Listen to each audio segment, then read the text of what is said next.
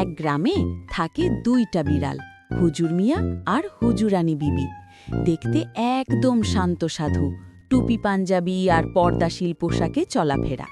কিন্তু সংসারের ভেতরে ঢুকলেই আসল কাহিনী শুরু। একদিন সকালে হুজুরানী বিবি রান্নাঘরে ঢুকে দেখে টেবিলে রাখা বড় মাছটা নেই। সে রাগে ফুসফুসে বলে, শোনেন, মাছটা কই গেল? হুজুর মিয়া চোখ বড় বড় করে বলে, মাছ? কোন মাছ? আমি তো কিছুই জানি না। হুজুরানী বলে, কাল দুধ শেষ, আজ মাছ শেষ, সব রহস্য আপনার পেটেই। দৌড়।